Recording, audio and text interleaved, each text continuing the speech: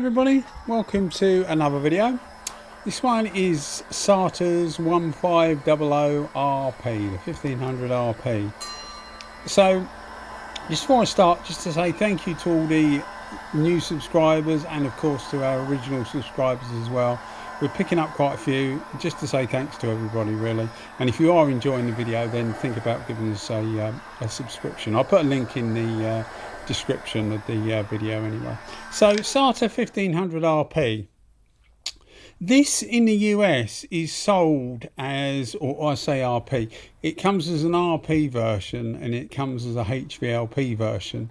In the US, these are sold as like a solvent gun, a gun for solvent, whereas in the UK that doesn't seem to be the case. They're just Sata 1500s really. They came out in the US quite a few years ago and we're only just, I suppose, the last couple of years getting them over here.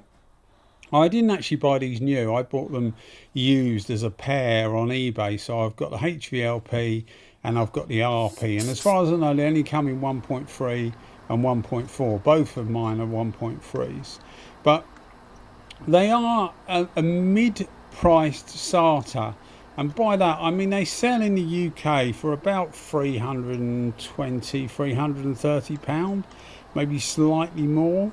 So they're not, by Sata standards, they're not expensive, but by some other spray gun standards they are expensive. So do you get what you pay for? To an extent you do, I think, because they're reasonably well made. I mean, I wouldn't put Satas as being the best made guns out there anyway, to be honest. There are some other makes that slightly eclipse them, I think, in the quality. MEIJI,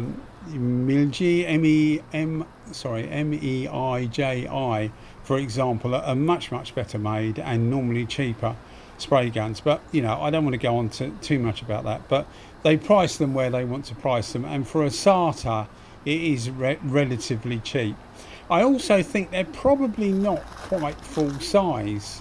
I say that, I mean they're not quite full size physically, and also the output seems a bit lower. They're certainly lower than the 5000 and the X5500 that I've got. It's definitely a bit more lower than that, but obviously they're nothing like a minigun. So yeah, I think they may be just slightly lower down on the scale of output, and maybe that, well, I presume that's deliberate.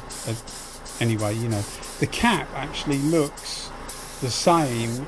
It's slightly different, but to all intents and purposes it looks the same as the 5000. So the cap certainly, you know, of a correct size, if that makes sense.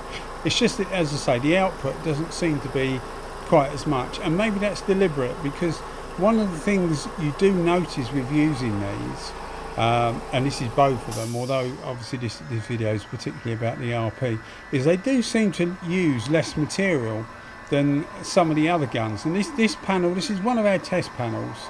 I normally do bike stuff, but I've got a few car bits that I do, and this panel normally takes about 190 millilitres of clear coat.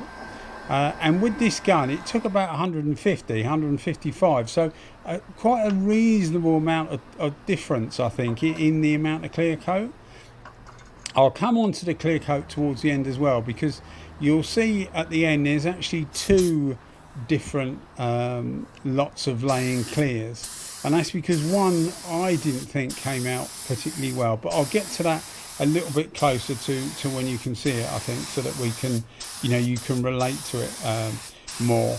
So as I say, this is normally sold as a solvent gun in the US, but over here it's just sold as the 1500, and it's generally HVLP would be for base coat, whether it be waterborne or solvent, and normally the RP would be for clear. But I like using the guns for different things to what they're necessarily made for, because sometimes you get a bit of a surprise. Something comes up and it works really well and it's not particularly supposed to.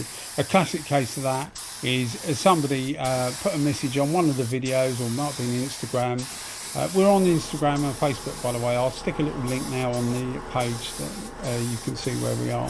There's also a link in the description. But they contacted me in one way or another. I can't remember which way it was.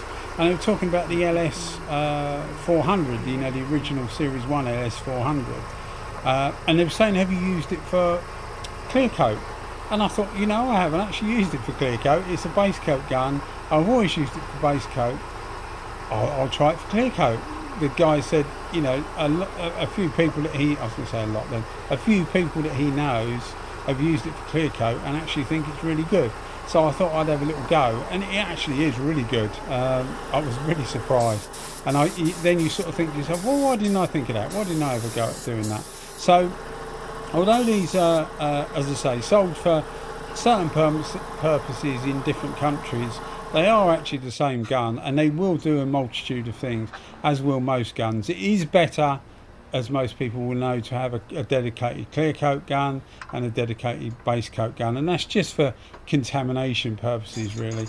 The last thing you want is maybe you haven't cleaned the gun quite right, and it's a base coat gun, and it comes out in your clear, because it just is a real pain to sort out afterwards. So it's best to avoid it happening. But as long as you're like me, someone that looks after his guns and can really, you know, clean them out properly, which most people will do, most people will clean them out well, you don't really run the risk of that happening. But if you're a busy workshop or a busy spray shop, then, you know, it's quite possible that can happen.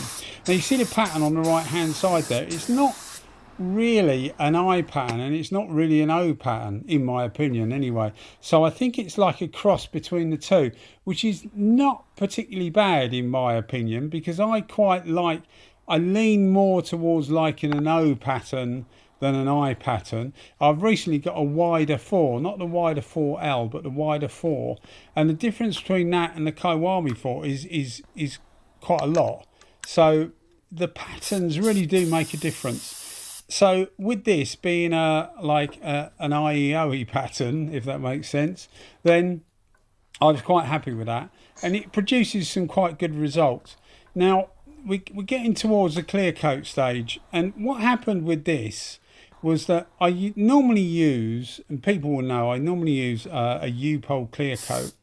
Now with the U-Pol clear coat, you need to get quite a lot of material on, because it doesn't flow that well.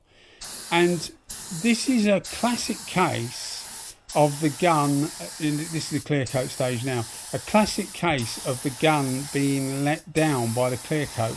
And you can see how somebody would have one of these Satas, use it with this clear coat, or maybe another one, but one that acts similar, and thinking to themselves, you know, this gun's no good. It's no good at all. It just doesn't spray clear properly at all. You can try putting the pressure up, you can try going a bit slower. It just doesn't seem to work. And that's what happened with this. When I first used this with the U-Pol clear coat, I was quite disappointed with the finish. You'll see the outside footage, the afterwards footage and outside footage, and it doesn't look too bad, but with the human eye sometimes you can see a little bit more.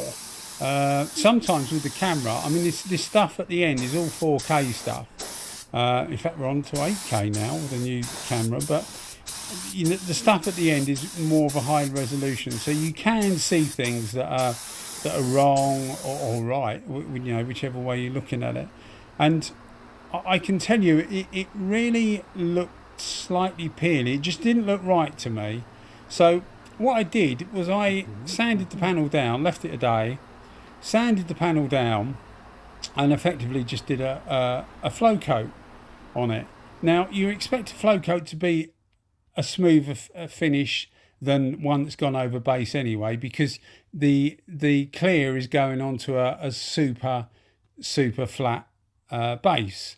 But there, as a painter, you know the difference.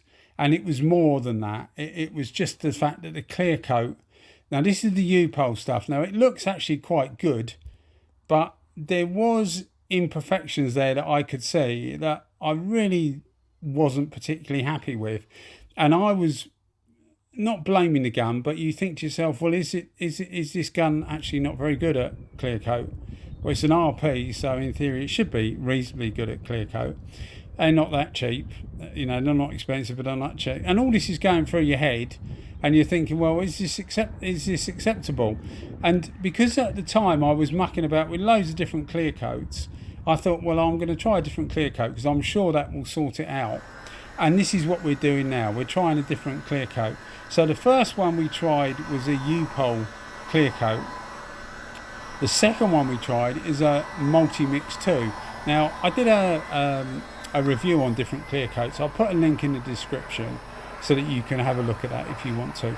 But the clear coat, if you know, I was hesitated to say that if you know what you're doing, to a reasonable degree, you can get a good finish with all of them.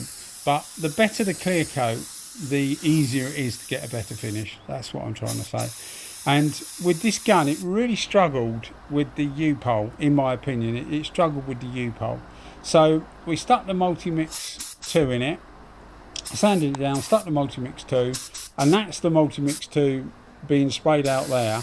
And you can just see, well, hopefully you can see, it just reacts so much better because you're putting such a fine film, and this gun atomises quite finely. It just didn't work with the U-Pole because the U-Pole needs fine atomisation, but what it needs is it needs a good amount put on, and it just wasn't doing it. Whereas with this, you get away with the fine atomisation. You just don't need so much material, and it flows out really nice quite quickly. So it just gives you a better finish, and that's what I found with this. So I was willing to, you know, say this is a reasonably okay gun, but for 300 and odd quid, probably not quite worth it. And I ended up thinking it's actually not a bad gun at all. And I've had a few people contact me before this video has been released, obviously, saying that they'd got the Sata 1500 and that they weren't getting good results at all. And at the time, I didn't know because I didn't have one. But since having one, if somebody contacted me again, I would say experiment with your clear coat, because it seems to, base coat I didn't have any problem with at all, but the clear coat, it definitely needs a better quality clear coat, and it will reward you in spades, because as I say, if you do that, it actually works really well.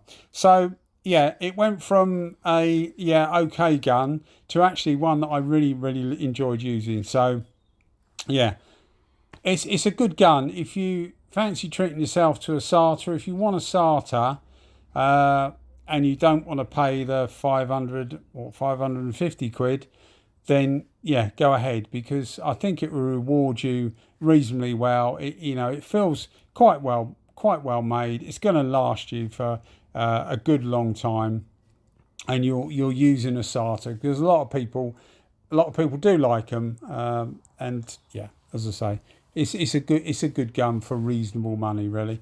So this is with the multi-mix 2, and I think you'll agree it's come out really nice. I don't know whether I said the colour, but it's C1X BMW. It's a sunset orange pearl metallic. Anyway, guys, thanks for watching, and I'll keep the videos coming if you keep watching them. Thanks very much for everything. Cheers, guys. Thank you. Bye bye.